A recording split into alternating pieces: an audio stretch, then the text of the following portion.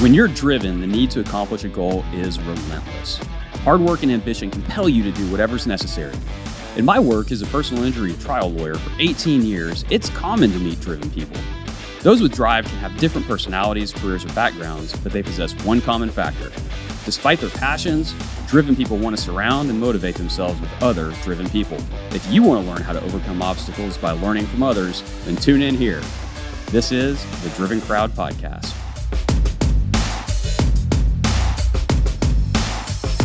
Thank you for tuning into episode 21 of the Driven Crowd Podcast, fueled by Snellings Law. I'm your host, Scott Snellings.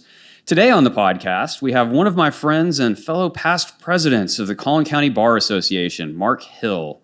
Mark is a partner at Scheef and Stone, where his practice areas include business, employment, real estate, and construction litigation. Mark is passionate about serving Collin County, so much so that he's currently running for Frisco ISD Board of Trustees. Mark, welcome to the Driven Crowd Podcast. Good afternoon, Scott. So I'm glad that we can finally get you on here. You are a very busy guy. That is an understatement, but I know you and I have talked for a long time about this, so I actually am very grateful and glad to be here and happy for the invite. Yeah, absolutely. So let's start off, as we always do, kind of tell us where you grew up and how you grew up. Sure. I'm from San Antonio, Texas. Grew up there my entire life. My mom is still there. Met my wife, Tiffany, in San Antonio. I have a younger sister and a younger brother, and sisters in Austin, brothers in California. But my wife's family is still there as well, and so we get there every few months. Love it down there. Grew up there, like I said, my entire life until college. Went to A&M. Then I came back to San Antonio for law school. Went to law school at St. Mary's. Spent another 3 years there. I love San Antonio. It's a big part of my life for sure. All right, so you are a lawyer. You went to law school back down in San Antonio. Had you always wanted to be a lawyer, or is that something that you kind of fell into later in life? Later in life, in the sense of schooling, I went to school primarily for finance. And so my undergraduate background is in finance. And so when I was at A&M, I got a business degree. Wasn't sure of, or really wasn't even inclined to go to law school till later in undergrad. And so took a job with a company called USAA, great company based in Yes, we are very familiar with USAA. There you go. Based in San Antonio. It's a wonderful company. And out of A&M, I had a job waiting for me. And so I also had law school acceptances waiting for me. And so it was one of those situations where you're like, well, let me balance getting a paycheck versus paying more student loans. And so I started at USAA, had these law school acceptances, ultimately pulled the trigger on law school. Grateful I did in hindsight, but certainly at the time it was not a certainty. It was kind of a later, decision in undergrad. Well, and so that's a big decision to weigh as you're looking at your future, right? Because law school, obviously 3 years. Right. And then to your previous point, a whole lot of student loans, getting worse by the year. And so what was kind of the decision point for you in terms of, you know what, I do have this job at USAA. I'm going to go ahead and put that aside, bite the bullet, go to law school for 3 years and take on these loans? Ultimately, it was autonomy and entrepreneurial drive. I knew I could advance at USAA or any other company in finance. But ultimately, I kind of wanted to not have a boss sooner rather than later. And,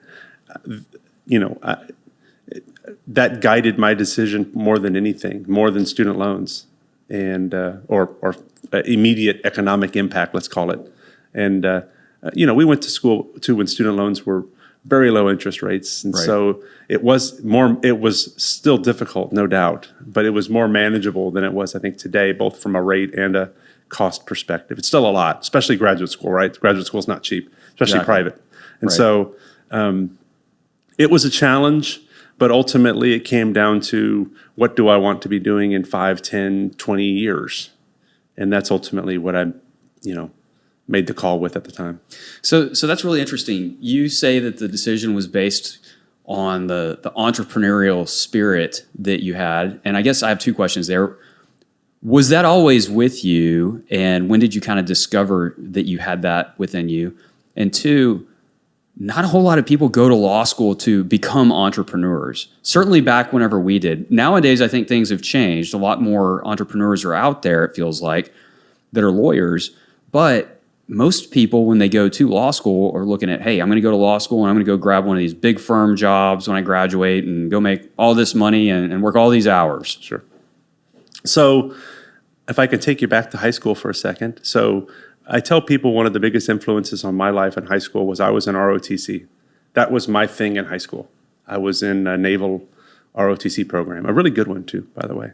And it was probably the largest influence on me in school leading up to college. And I had some teachers, a naval captain, and then a Marine first sergeant at my school that were huge influences on my life. And the impact, even non-academic, right? So from discipline, from uniforms to flag raising to, these commitments that you make upon yourselves. And as you advance through that program, you start to then lead students. They hand classes over to you. And then you start leading entire multiple classes as you become, and I got very involved with it. I was all in on it. It was a passion of mine. It was my occupation, while I was in high school. And that translated, I think, into college in the sense of having a heightened level of discipline and responsibility, more so than maybe your average, freshman. And that also kind of taught me to, I think, not just lead, but also try to get a little bit ahead of what I wanted to do next, whether it was in school or a career. And so when I was getting out of undergrad and getting into graduate school or law school, I was trying to think to myself, literally, what am I going to be doing in 6 months or a year or two? And is it going to be in an office reporting to 3 different layers of people? And if so, where does that path in the very short term lead me?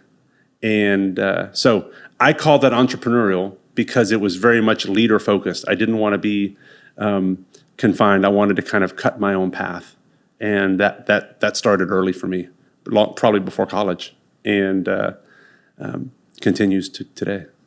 And so growing up, did you, when you looked at, okay, Mark, 5, 10, 15 years from now, when you're a kid and you're looking at potential careers, did becoming a lawyer ever come up, or were you looking at different avenues? Different avenues. I mean, certainly when I was at A&M, I was focused on high finance and doing all that stuff. And some of that world is really fascinating to me even to this day.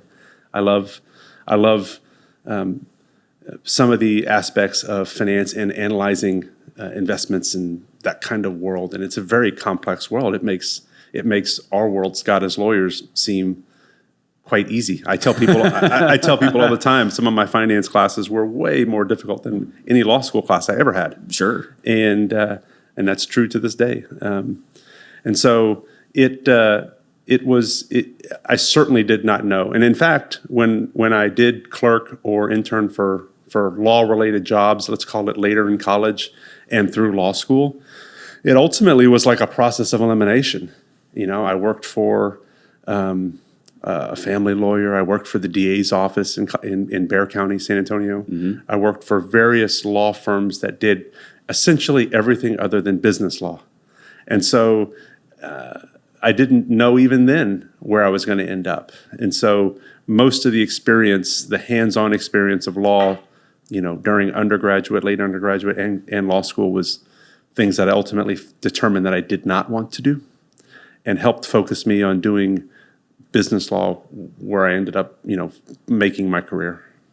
And I think that's such a huge thing too, right? Because a lot of people go to law school because they quote unquote want to be a lawyer, and they have no idea what that means. They have no idea what they're interested in, what they're not interested in, because they don't really get any kind of exposure in undergrad, right? And I knew plenty of people who thought they wanted to be a lawyer for their entire lives, and then they get into law school and they absolutely hate it, or they're terrible at it.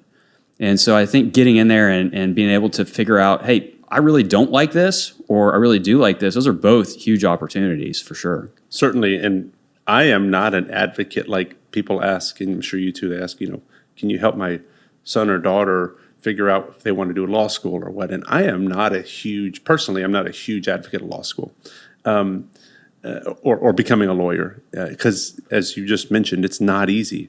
And, I've kind of softened that over some time because nothing's easy. I mean, absolutely. Truthfully, if you really want to go cut your own way, nothing's going to be easy. And the lawyer path is as good as any. And so I have softened that a little bit over time. There was a lot of uncertainty. There was a lot of, I'm the oldest child.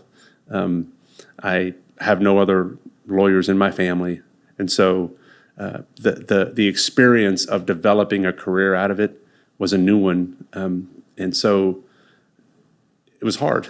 It still is hard, right? I mean, we still are learning the practice. We're still developing our careers. And so it's a challenge. But it does bring, if you work it, it does bring liberation in the sense of cutting your own path, being your own. Scott, this as better as I do. I mean, this is one of the things I admire most about you is, you have your own place and you call your own shots and you make your own way for the better or the worse. That's really all I wanted back when I was making those decisions to go into law. And so you say making those decisions for better or worse. And many times they're for worse. I don't know about you, but I screw up fairly often, right? Whether it's, a bad spend on marketing or a bad decision on hiring or, screwing something else up. But to your point, at the end of the day, that's on me.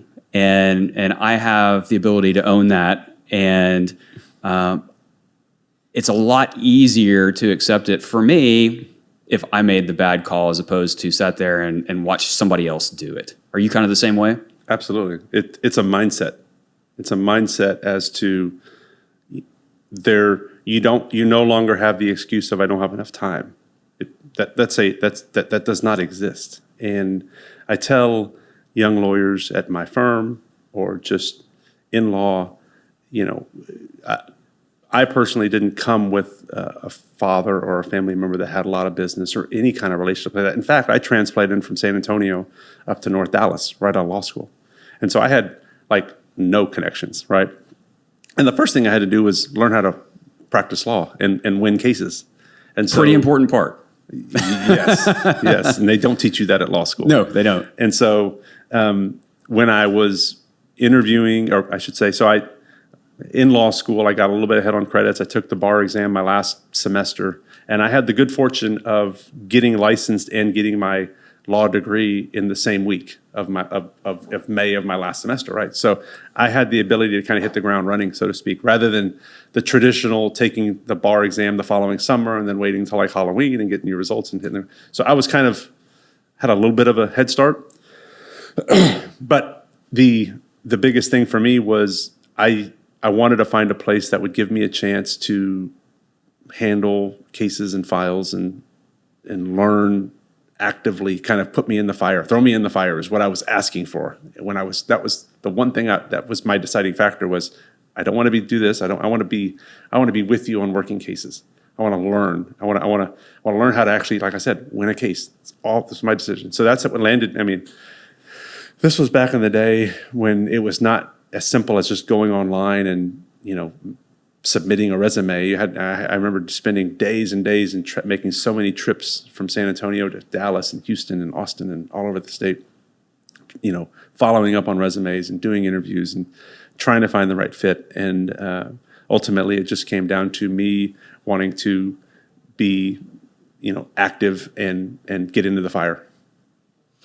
One of the things that we talk with our young lawyers about, and I think every young lawyer out there is scared to death of making mistakes, right? Because as lawyers, that's a lot of responsibility, right? Now, granted, the vast majority of time, it's not life and death responsibility like a doctor per se.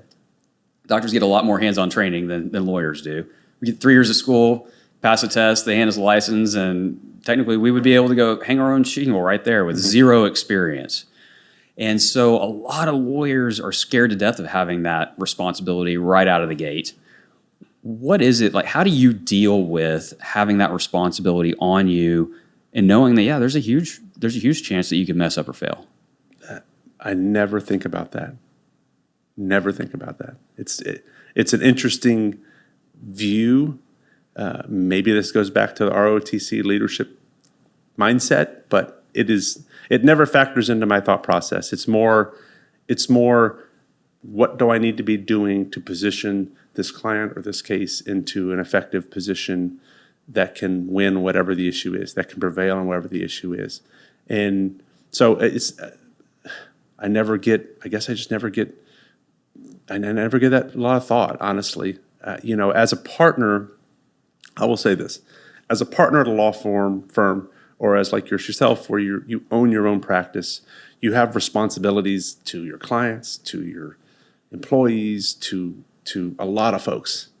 And if you get weighed down in that, it can kind of be overwhelming. And so that is not a position, whether it's a partner at a large firm or a larger firm or an owner, that you want to be not capable of handling that in an efficient way, right? And so, I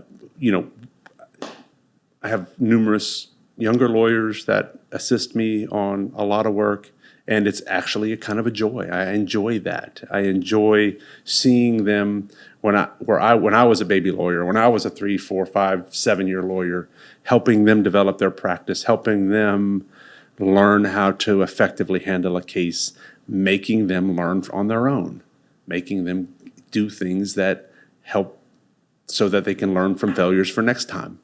If you really want to become effective at what we do, it's the only way that I know how to do it. And that's true both in how to handle a particular case. It's also true in developing business. It's not handed to me. It's not handed to you. And so that's a skill set that not everybody has in their own right. And so, what consumes me more than anything is the development. And I always tell people, if I have an extra minute, I'm spending that minute on how do I develop more business, or how do I help others to develop their business so that we can kind of grow the pie. That's what consumes my time. All right, let's move into that business development. What is your mindset there? I have some really, really deeply held values with regard to business development, but I'd like to hear yours. Sure. You and I talk about this a lot. Like we do. We've kind of, been friends, and this has been a passion, I think, of both of ours for years and years. And I only know one way to do it, and that's organically. And you start with a little and you build it into a lot. And so I have told a lot of people this, and that is, I cast big nets to get you down into small nets, and then let me go close the deal. Let me go build that relationship and that trust to close the deal. But you got to have all those steps. I tell people all the time, there are so many wasted meetings, days. In hindsight, when you're casting this big net, most of it doesn't work. Most of it is wasted time. But it's one of those weird things where it's wasted time, but I would not change it. Because if you don't do that and learn repeatedly, unsuccessfully, then you never get to the smaller net. Okay, and then that's when another skill set needs to kick in. That's when the skill set of winning someone's trust kicks in, at least for you and I. And this is true in a lot of professions. I can rattle off almost any professional or relationship that requires some type of trust. You've got to be able to sit across the table like this from them and have them understand and believe and trust in you. I'm not selling anybody a $10 widget. Neither are you. And so there's a big obligation there. And so when I think of business development, I think of big net, small net, closing the deal. And it's funny too, because we have a lot of young lawyers that I'll meet with or that come to work with us, and they have that entrepreneurial spirit, right? They want to be lawyers, but they want something more from that too. And they're super interested in the business development side, which awesome. That's what I look for. I love that. I love the fact that they want to learn and they want to grow in all aspects of their career.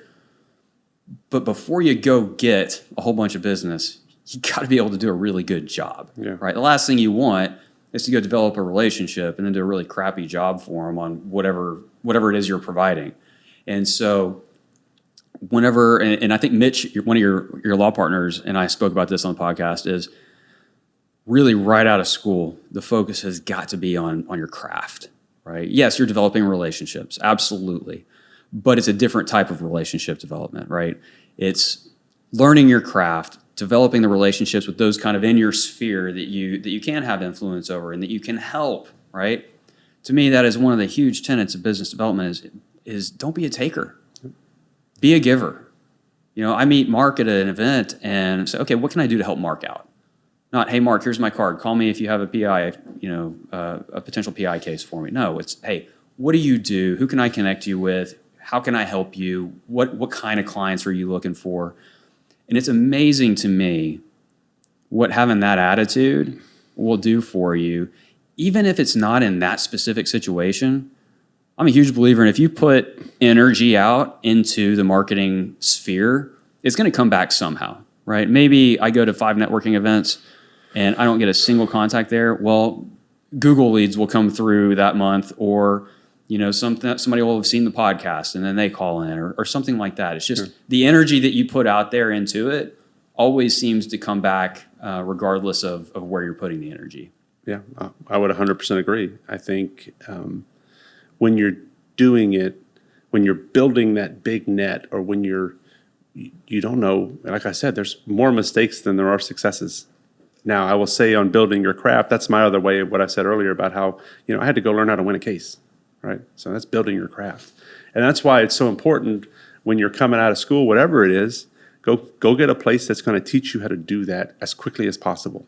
And in hindsight, that was the first 5 or 6 years of my professional life were not fun. It was. I look at young lawyers today at my office or anywhere, and you start to really sense work ethics, and you start to see how fortunate some situations can be that I didn't have that luxury of. I didn't know it at the time. I didn't know any other way. So for me, it was a matter of just cutting that road, like I said, and building that big net. But you got to know what you're doing. And so it's true, the first few years of, let's say, learning how to win cases or hone my craft to be a successful business person or lawyer took 5 years. First couple of years were just that. We're just, drinking water through a fire hose. I need to learn how to do this effectively as fast as I can. I'm behind. How do I catch up? So once you get to that, then you're like getting the business development mode or some blend of it. And that, when you look back on it, I'm almost positive you're in the same boat as I am. You're like, man, that was a rough 5, 6, 7, or 8 years because not a lot of time off, working a lot of weekends. Yeah, it's a hard time in a lawyer's life, especially one that is entrepreneurial. I still remember to this day, my very first day at my first law firm out of school. I was going through and they were taking us kind of on the tour and introducing us to everybody. And I get into this big conference room and there's a couple of lawyers sitting in there. One of them was a named partner. He's like, hey, you're the Baylor kid, right? I was like, yeah. He's like, all right, it's Baylor too. He's like, come on in here. And so I went in there and it was basically floor to about 6 feet up on the wall, all the way around the conference room, banker's boxes, just full of documents. He said, have a seat. We're going to get to know each other. Yeah.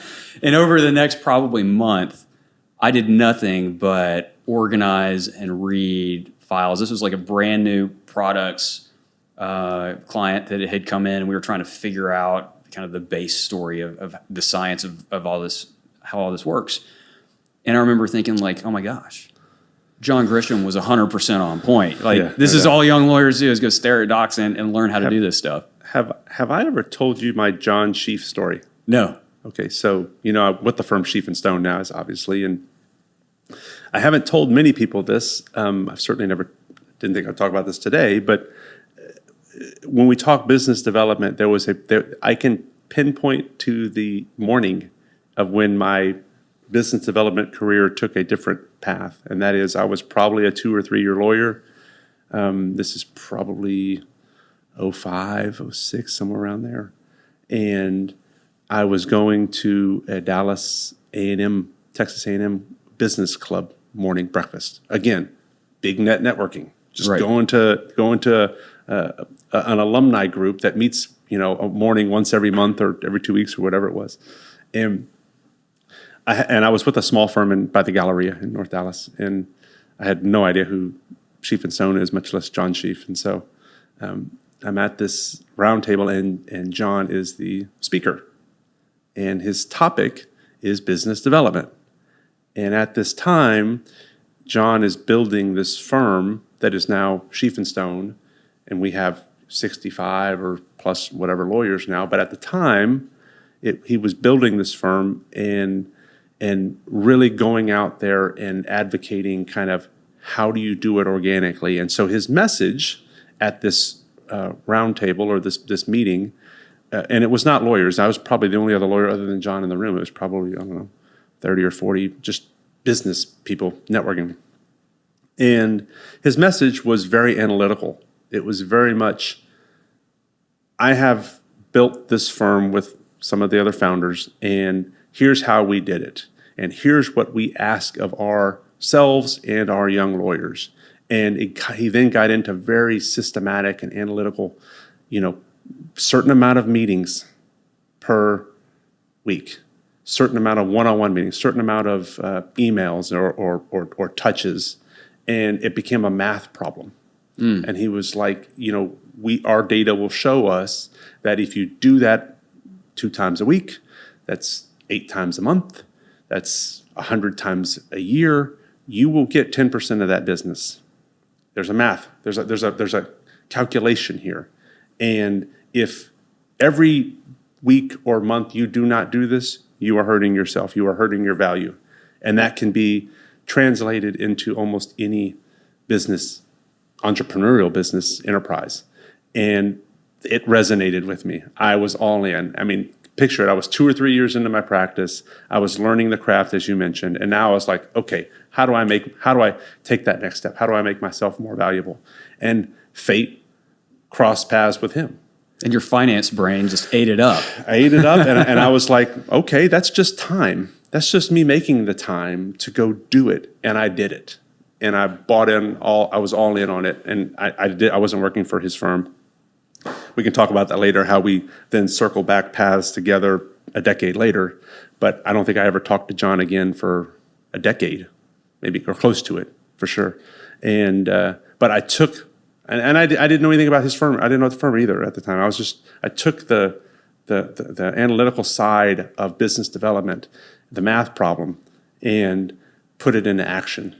And that helped me in my next step, which I took one step before Scheef and Stone. It helped me in a really big way.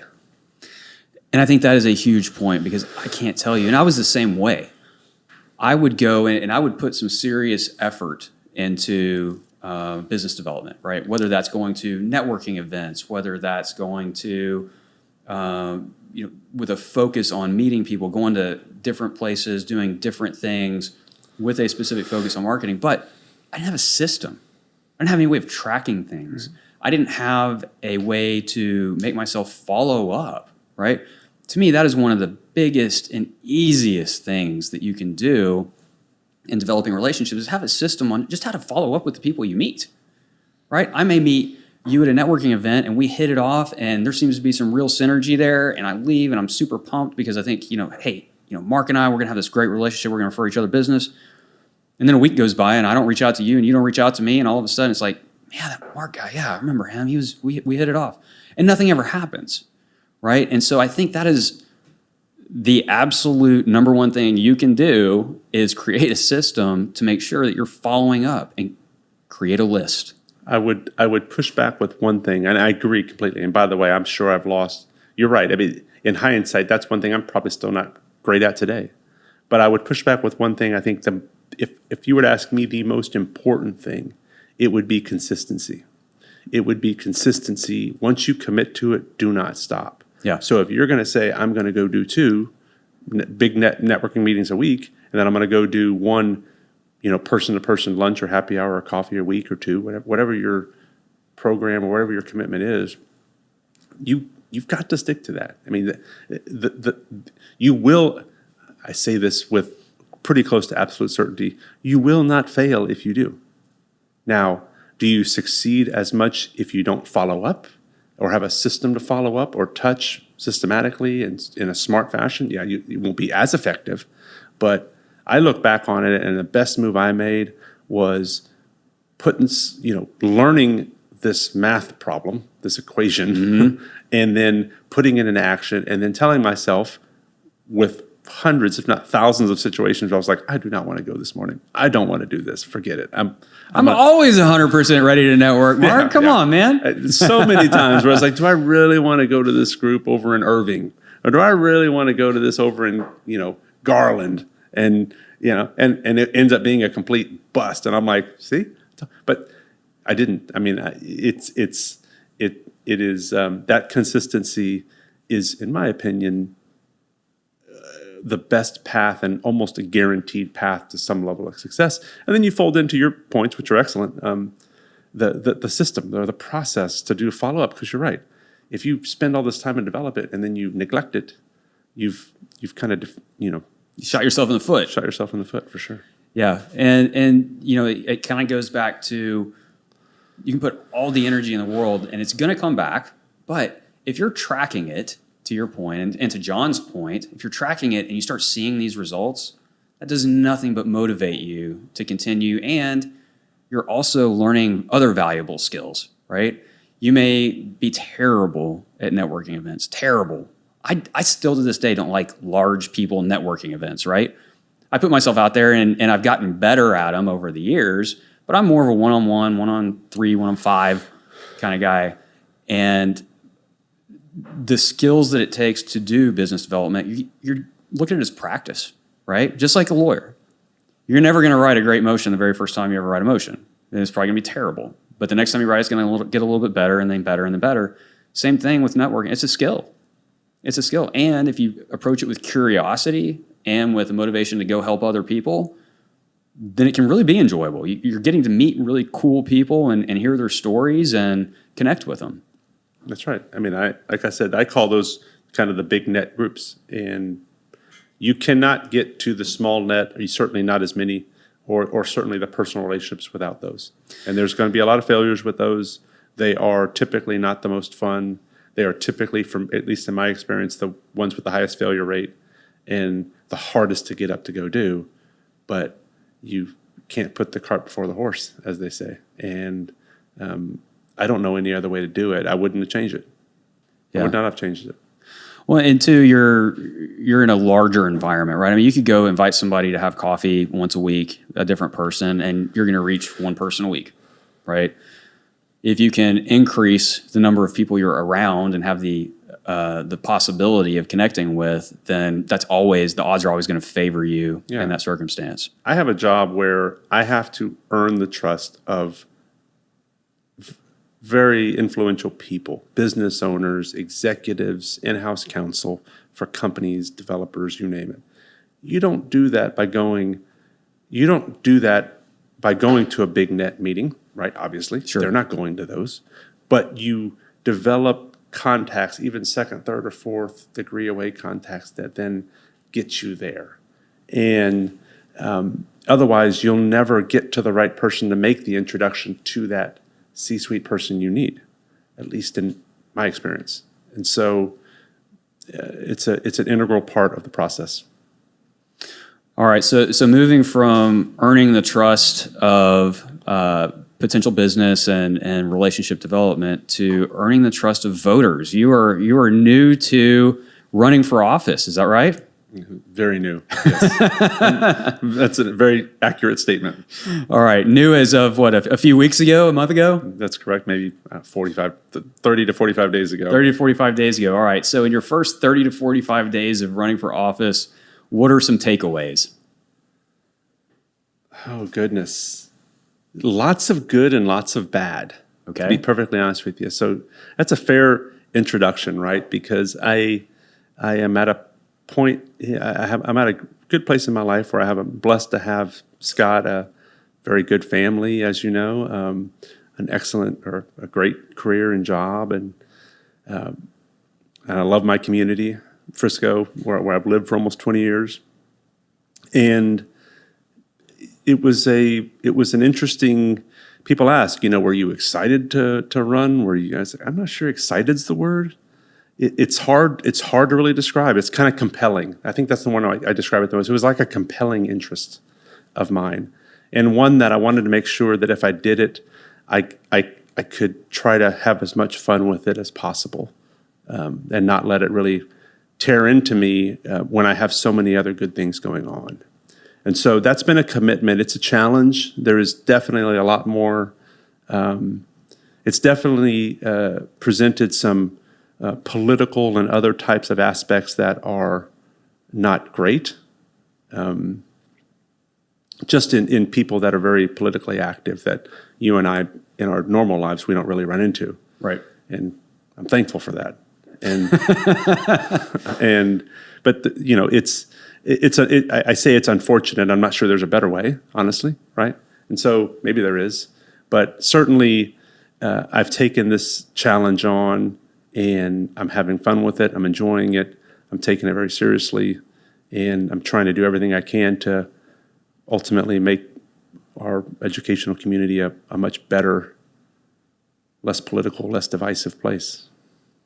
And it's interesting because we've known each other for many years now, and never once have I ever heard you talk about running for office, right? I don't think we've ever had a discussion about politics and either one of us being interested in putting ourselves out there for any reason. So what was it that compelled you to run for office, and specifically for the school board? So I have dedicated the last 6 or 7 years of my civic life. And so actually, let me go back on the time machine, because this is probably how you and I really got connected, is on the Collin County Bar. Right. I was probably already on the board, and then kind of helped, I think, probably get you on the board, didn't I? I think you were president whenever I first got on the board. Yeah. Okay. So we crossed paths through Collin County legal circles, and I dedicated a ton of time, years and years, towards the Collin County Bar Association. I still do, with the Trial Academy and things like that. And it was a passion of mine for years, and it helped professionally. It helped with relationships. It's a wonderful organization. I'm a big advocate for the Collin County Bar, even to this day. So many good people, so many good relationships. And I dedicated a lot of time to that for years. And then when I was its president and rolled off, maybe 2017, 2018, Scott, I don't remember exactly, but I right about that time, or actually probably a year before that, I got introduced to some folks that were running the Frisco Education Foundation. And I live in Frisco, obviously, and through some mutual friends, they introduced me to the leadership of the FEF. And what the FEF is it's kind of like the primary nonprofit for the ISD, for Frisco ISD. And it's another organization that just has a lot of terrific service-oriented people. And this particular task is to help the ISD, the Frisco ISD, and in a couple very specific ways. One is to raise funds for grants for teachers. So for teachers that are seeking funds to do innovative new programs in their schools or to help their students in some way, raise funds for those grants. And the other is to raise funds for student scholarships, and hundreds of them.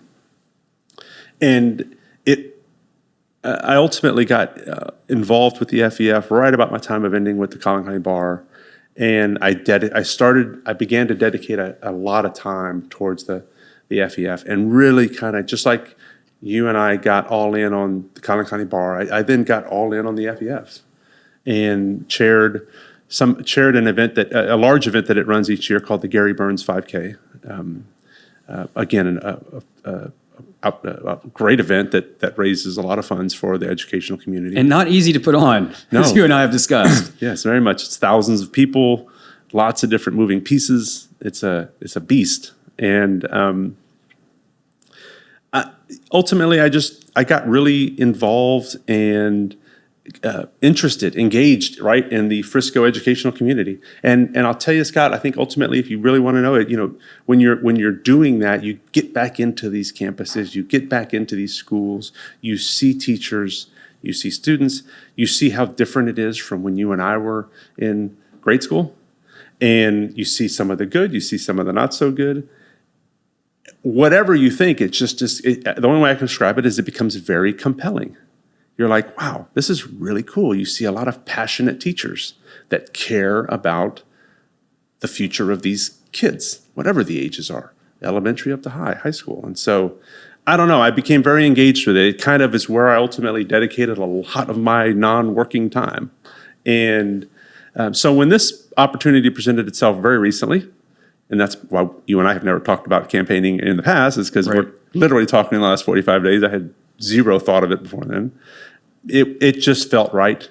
It just felt like it. If I'm going to dedicate my time, my civic time towards something, it should be this. And then you fold in the fact that I've lived here for almost 20 years. I care about this community.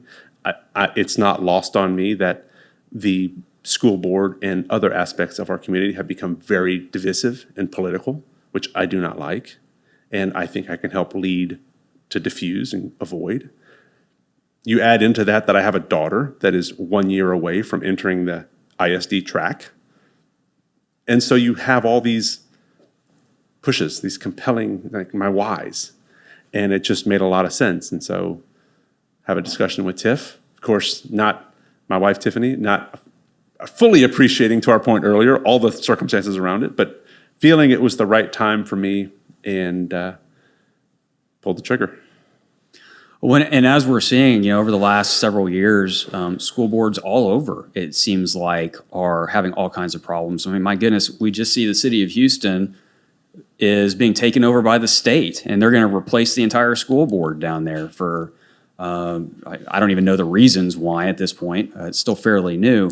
Yeah. But having a school board to lead the school district in a way that benefits the teachers, benefits the students, benefits the administration, and everybody throughout the entirety of it is hugely important for every community out there. And so best of luck to you in that run. Yeah, it is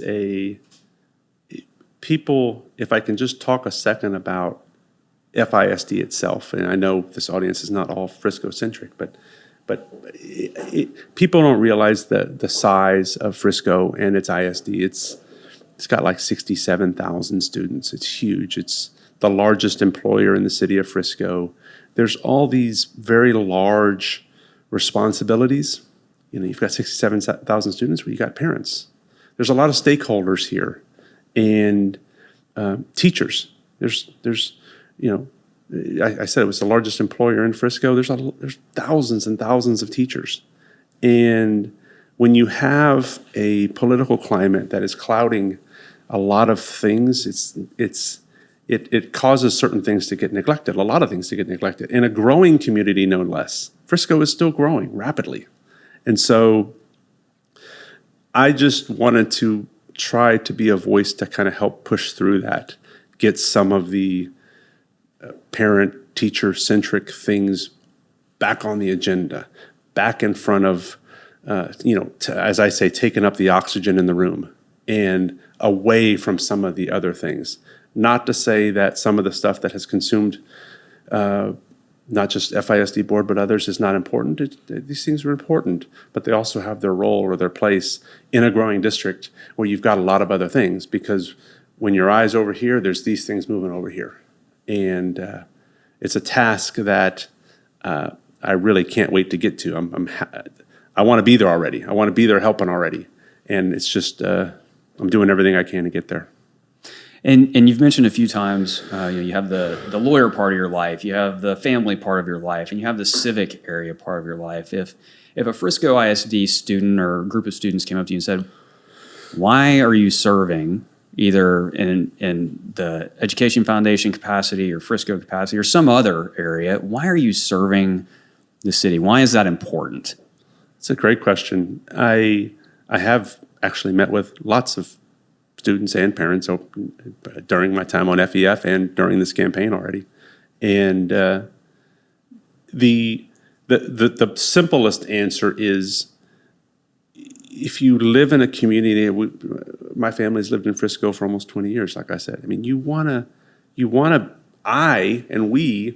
to be an engaged part of the community, okay? I like having relationships with people at various aspects of the community, whether it's city, school board, various city committees, heck, whether it's all these nonprofits and other things that Frisco is so blessed to have a lot of them.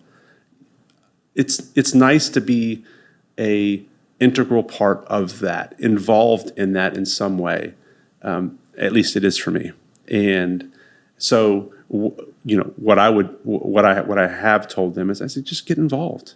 And that's all I did. I just found a way to get involved and to stay active, building your career, but also becoming a part of the community that, in a lot of different ways, that will help you understand and be a part of that community. It's been a blessing. I wouldn't want to do it any other way, right?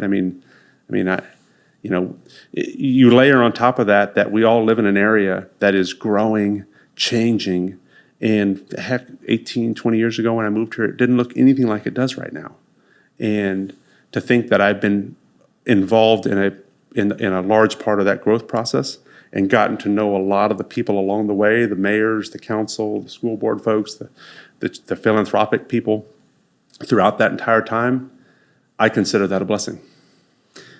And I would echo that, Mark. I would encourage anyone out there listening, if you're not serving in something, in some capacity, whether it be your city, your church, any other organization that appeals to you, do so. It's amazing the fulfillment that you receive by serving, right? Not only can it help you in the business world, quite frankly, right, with the connections that you make, but even outside of that, just having some aspect of your life where you are serving others for free, just out of the generosity of your heart, it really brings home how fulfilling it can be to serve others. And to me, that's just, that's something I look for in people that I meet is, are they givers? Are they giving back in some aspect of their life, regardless of what that is? I think there is a mindset there too that you certainly, because you and I, frankly, can both talk about this in a lot of different phases of our life. We like to help, as evidenced by our service on the Bar Association or with our own respective offices, we like to help younger lawyers grow, develop, succeed. That's obvious. That's probably what you and I spend the majority of our time doing in our jobs these days, is management and development of predominantly younger, growing lawyers. Well, when you talk about civic responsibilities or civic engagement, you will typically find something that attracts you. In my situation, it was education and the educational environment where I lived in Frisco, and so that was very similar. You see whether it's teachers or students, and how do you make that better for them? How do you help a teacher fund and develop an initiative, a program that they want to do? Heck, this teacher is taking extra time to try to bring something extra to help benefit the student. Why would you not want to reward? It's compelling to me. Everybody has their own kind of drivers, and once you get in it, you start to really see the benefit behind it. Just like you did by bringing the Trial Academy to the Collin County Bar, right? That was essentially a new program that you were inspired to create, and you put a ton of work and effort and energy into it, and it's paid off. And it's awesome to see those ideas come to fruition, and being a part of it for teachers would be really cool too. So, Mark, we are almost out of time. Got to ask you a ending question. Give us your 3 favorite books. My 3 favorite books, that's a tough one. You've been reading a lot more recently. I know, right? So I'm going to do a blend of books. I could obviously tell you the Bible, but I think probably people have told you that before, and that's pretty much a constant. There are some books that you and I, one of the passions that you haven't talked about that you and I share is getting together and talking about reading and talking about development, talking about books. And so, a couple that come to mind are, is it the 5 a.m. book club? Have you read that? You read 5 that? a.m. club, yeah. The 5 a.m. club. It's a bizarre book. It's a funny, kind of corny book, but it's so true. It's so impactful on me. I'm kind of an early riser as it is, and there's so much to get done. And that book puts a spin on it that is so, I don't know if I can use the word cheesy. It's just a cheesy book, but you remember it. Yeah. Right? And when you go through so many books, you need the ones to really stick. Right? Yeah. The ones with the fables always do that too, like the Lencioni books. That's right. The other book that comes to mind along the business development line that has stuck with me, and having read probably several dozen business development books, is that you and I know love this one, and I think you actually introduced me to this one. That's Who Not How. Yeah. Talk about a book that is spot on for what we do. That's it. Yeah. And that's a book that can translate into a lot of different professions. I probably bring that book up to some of my non-lawyer business friends once a month. I think I mentioned it yesterday. Exactly. And that's Dan Sullivan and Benjamin Hardy, Who Not How. I think that was my book of 2021, and it changed the way that I view things hugely. Yep. So if you haven't read that one, second or third person to recommend it, including me, Who Not How. The other one is I like to mix in historical or biography books. It's just my passion between some of these development and business-oriented books. And the other one was, I think it was called Titan, and it was about Rockefeller. And it was a fascinating book because you like, prior to reading that book, everybody knows John D. Rockefeller. Everybody knows that name. It's it's synonymous with America in a Rockefeller Center, right? Rockefeller Center, New York, et cetera. And so, but like, I always ask people, what was his claim to fame? What was it that Rockefeller did that made him who he was?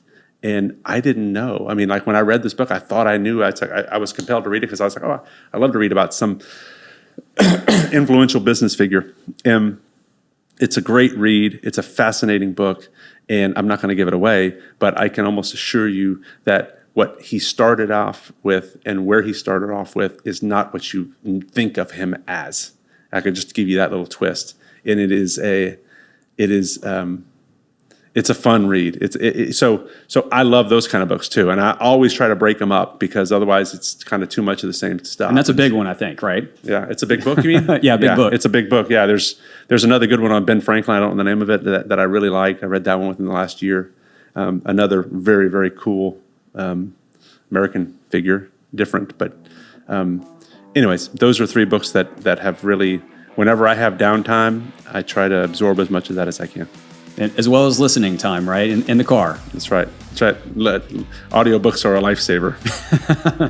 All right. Well, Mark, thank you so much for your time today. And thank you, everyone who tuned in or listened. We appreciate it. And we will see you next time on the Driven Crowd Podcast.